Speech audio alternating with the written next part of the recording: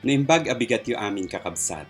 Naragsak apan ang selebrar iti may kainamapulo kinupat nga tawen iti kinapudno ken panagayat kadatayo ti Apo akas miyembro iti One GoodSam family. Wen kakabsat, inamapulo nga tawen tayon nga agdaydayaw ken agserserbi iti Dios akas may sa abagi, akas may sa pamati, ken kas may sa apanagayat gapo kini Apo. Please allow me to extend my greetings to include a brief update on how we are as a church, now celebrating the past, the present, and the future, 64 years of God's faithfulness, even in the pandemic year. We started 2020 with a lot of plans, so much hope. As the year itself, 2020, conveys clear eyesight. But it is at this same time of last year when the world was surprised, disrupted from its normal course by a tiny organism not even visible to our human sight. The COVID virus.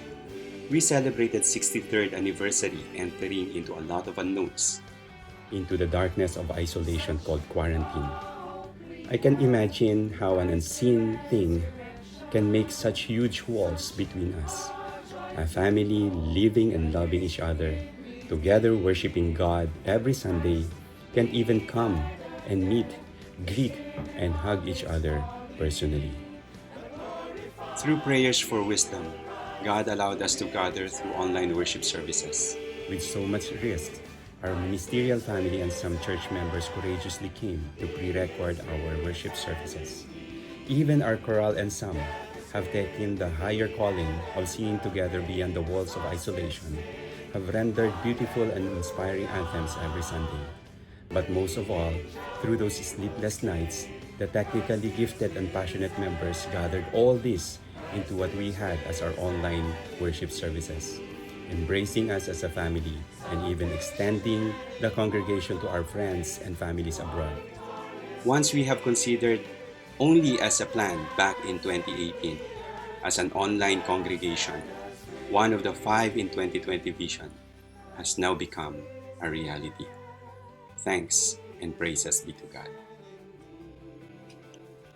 The church leadership had to scrap all its plans, surrendered to dependency to God, and went back to the basic of Christian church calling, serve the needy. We as One GoodSam family gathered resources so we can extend to our mission points and communities around the church, just so they have something to feed their families for 2 to 3 days. Pantawid gutom. Because this pandemic has left a lot of people jobless and worse, hopeless.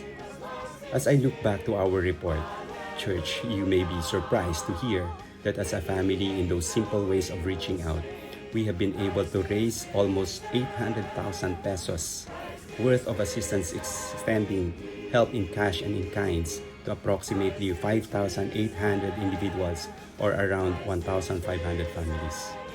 We even extended assistance to our brothers and sisters in the north, the Cagayan Valley calamity, To the south, Quezon and Bicol area during the typhoons, and provinces around Metro Manila, Rizal, Cavite, Batangas.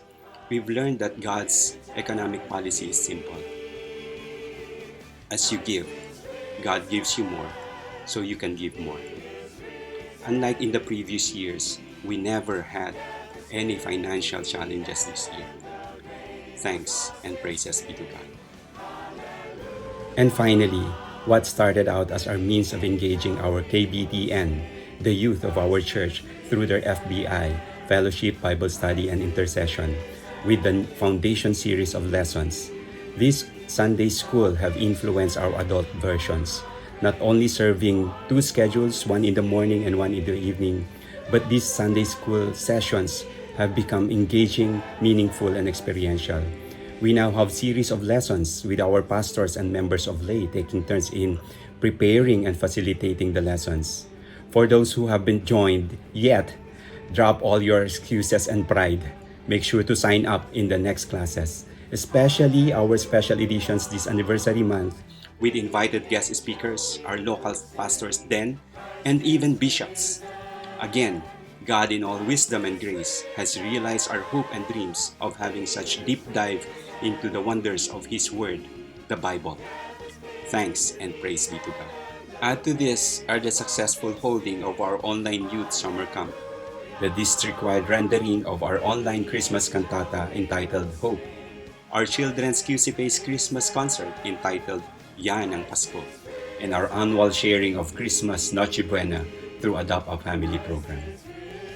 As we look back to this year, we can confidently say that as one GoodSam family, we have not just endured these challenges of time, but have overwhelmingly become victorious as we have fully surrendered to God's leading. Please join me now in saying, thanks and praise be to God. Amen.